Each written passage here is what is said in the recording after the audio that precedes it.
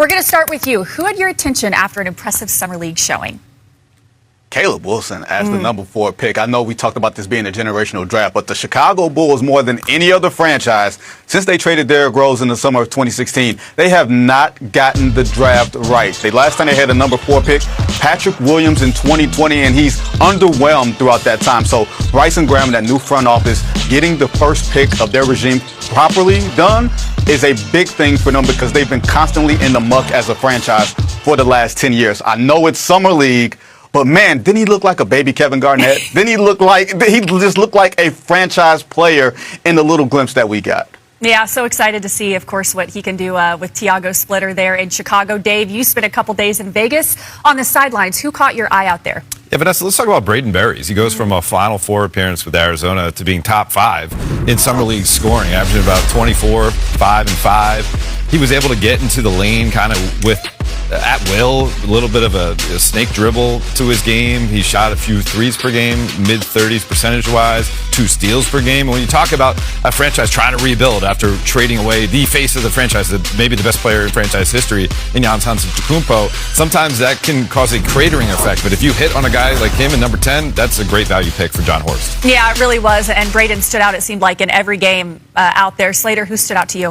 Darius Acuff. He wasn't particularly efficient, but he had a high usage there. 29 shots his first game, 100 shots in his first 5 games in Summer League. And that's what the Kings want. You know, he steps into the franchise day one, really, as a 19-year-old who is getting the keys to the offense. And it's going to be a delicate balance for him. He still has some established, known veterans, Domantas Sabonis, Zach LaVine, who would be likely in the starting lineup next to him. So he's going to have to navigate that. But everybody in Kingsland knows, including Sabonis and LaVine, that Acuff is part of this next wave of Kings, Scott Perry's biggest pick, and he's going to have the keys right away, and I think he's going to take a lot of shots.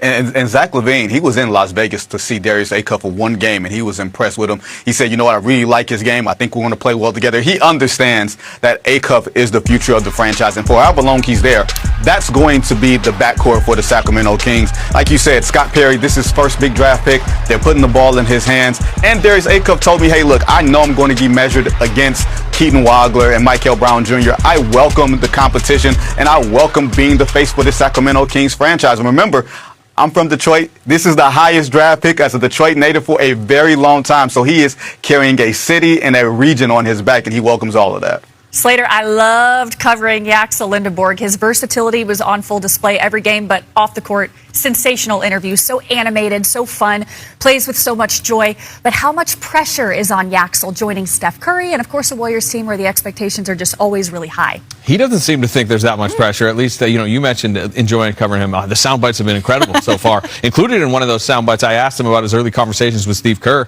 and he mentioned, hey, Steve has a history of not playing rookies, but basically said, he's different, and Steve Kerr's already told him he might start.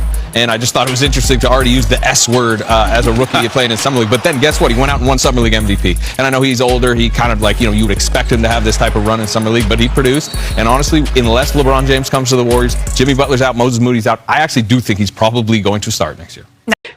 Yeah, for the most part, some of these teams that are involved, really, they only have to give is veteran minimum or exception deals. Whether it's something called a biannual exception, that's somewhere between $5 million. The vet minimum for LeBron James would be around $4 million. But whether you're going to a Cleveland, a Miami, Golden State, Minnesota, Philadelphia, all those teams for the most part, that's the ranges of contracts that they have. You're looking at veteran minimum and exceptions, biannual exceptions, part of mid-level exceptions potentially if you have, but taxpayer, that is, because all of these teams, they're high spending teams. They're going to be teams that are going to be in the tax, teams that are spending top dollar to try to field teams because they're so top heavy in terms of their salary. You think about a Miami, you have 2 players on max contracts and Bam Adebayo and Giannis Antetokounmpo. Then you have Wiggins. You have a team that's pretty filled up salary wise, but you have to get a player like LeBron James on a contract that's either a minimum or you're going to get part of the taxpayer mid-level, which will be somewhere around $7-8 million. So, yeah, that's the range. And so wherever LeBron James goes, it's not going to be much of that conversation financially. But again, this is something that LeBron James made clear.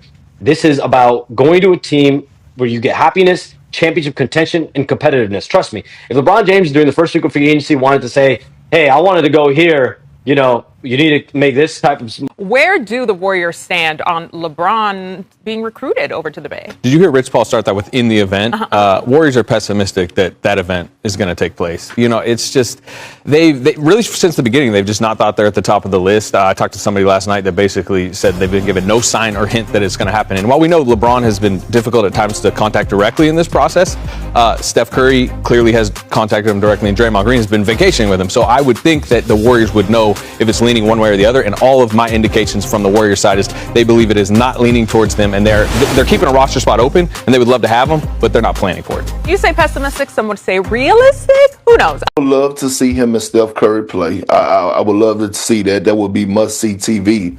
But I also would love to see him and Giannis play alongside one another. Yes. Like when we talk about all-time greats, Giannis Antetokounmpo is top 5 greatest power forwards of all time. In my opinion, he's knocking at the door and one championship away of being the clear-cut number 2 right behind Tim Duncan.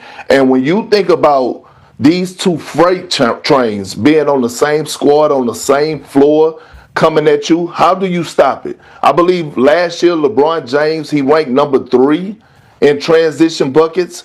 I believe that Giannis last year ranked number 7 in transition buckets. Their defense, you combine all 3 of those guys with Bron IQ and Bam and Giannis anchoring with Andrew Wiggins on the perimeter and Davion Mitchell. Like, they would be one of the greatest defensive teams in the history of the NBA. And Pat Riley made it very, very clear that I don't have time to wait. I'm not trying to wait 2 years. I'm trying to get this done now. And I get it. Right now, Giannis, he want to be Billy Badass. He don't have friends. He don't reach out to people. He don't do all that nonsense. I get all that, right? But if they're trying to get LeBron, he got to put his damn pride aside. At some point, you got to jump off the porch and you got to pick up that damn phone and call somebody. Because, Pat, hey, guess what? If I need to talk to you, damn it, I'm going to FaceTime your ass at 12 o'clock, midnight. If you don't answer, you going to get another FaceTime call from me at 6 in the morning till you pick up the damn phone. If you're trying to get something done, sometimes you have to get uncomfortable.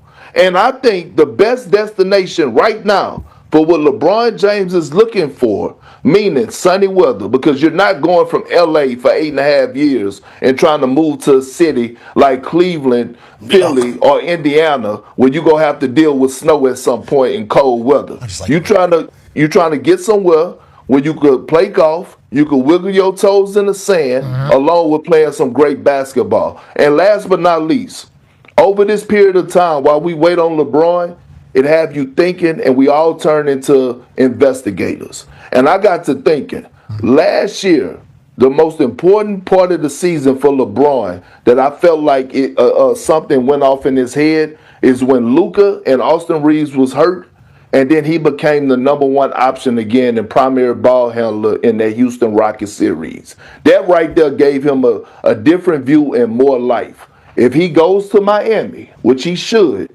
he will be that primary ball handler and that guy that he wants to be. Now I heard you say superstitious.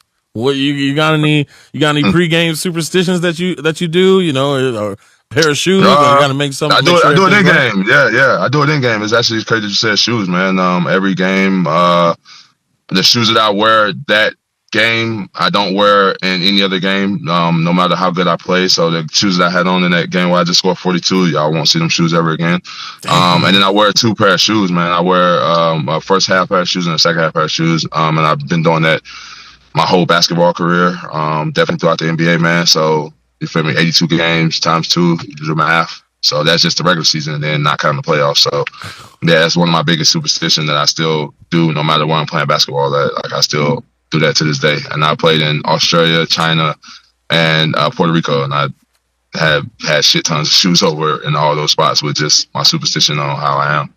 So you wear 2 different shoes per game, and you never wear them again. Not in that season. If I wear them again, it'll be the next season. Like, okay. But for that season right there, that season right there, I do not wear them no more. So whether I give them away or they just get thrown in the vault in the closet with the rest of the ones that have been used in that season, they don't get used again until the next season.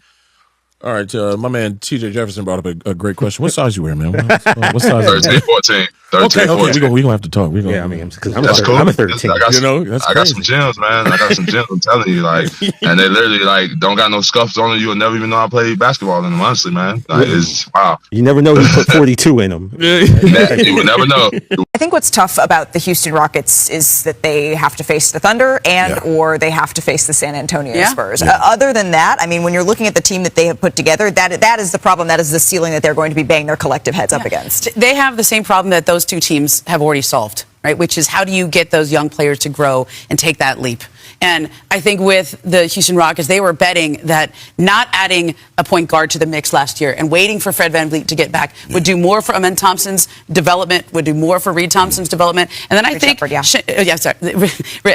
then I think Şengün is really the big guy that they are looking forward to making that big step. He Has to. started off the year so strong and then kind of tapered off towards the end of the year. I know they had some difficult conversations with him at the end of the year, just saying, this is what we need from you, this is what we expect from you in terms of habits and in terms of growth throughout the season, because he's been called Baby Joker for a long time, right? By Kendrick Perkins. Yeah, and he has that skill.